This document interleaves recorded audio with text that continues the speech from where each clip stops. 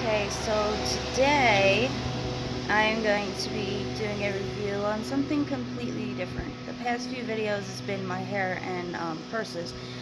This one is going to be different. Okay, so I've been asked by people my opinion on certain types of cars. Now, a lot of people ask me about the 2002 Chevy Cavalier.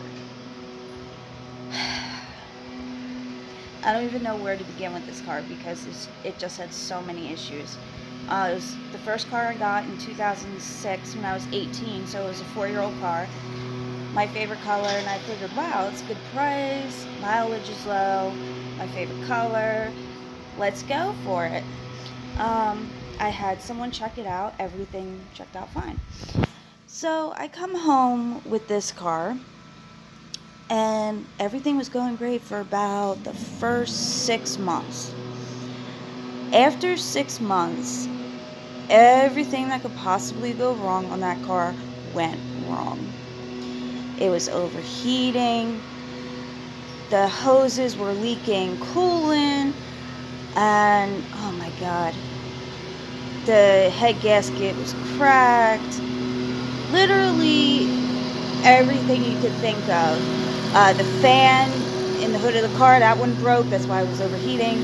So my car would be in the shop about once or twice, sometimes more, in the shop for a year and for every single year that I've owned it. So it's been more in the shop than it's been on the road.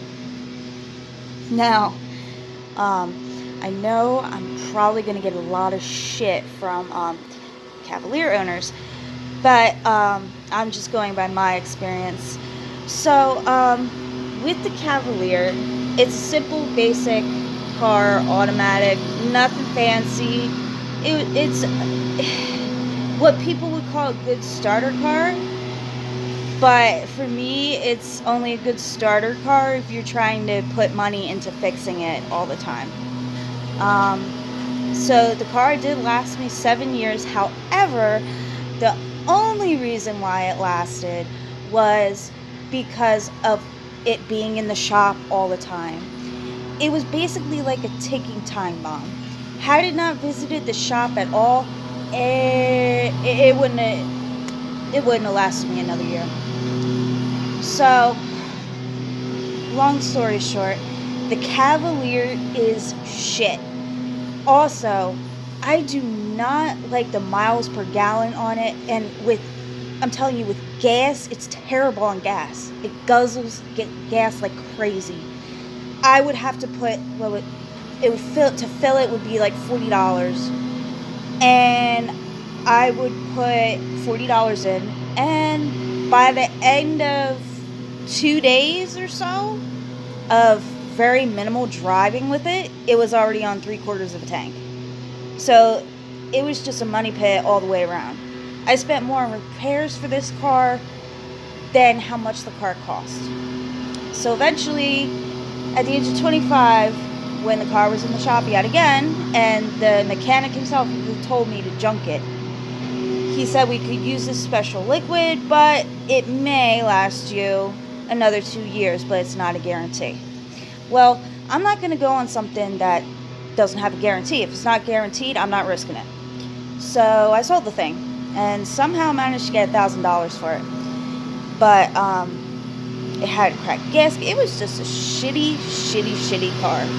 And you know, everybody's like, Chevy is so great and everything. And yes, they do make a lot of decent cars, but the Cavaliers are the worst type of car that Chevy has ever made. And I'm so glad it is discontinued because it is a terrible car. Terrible.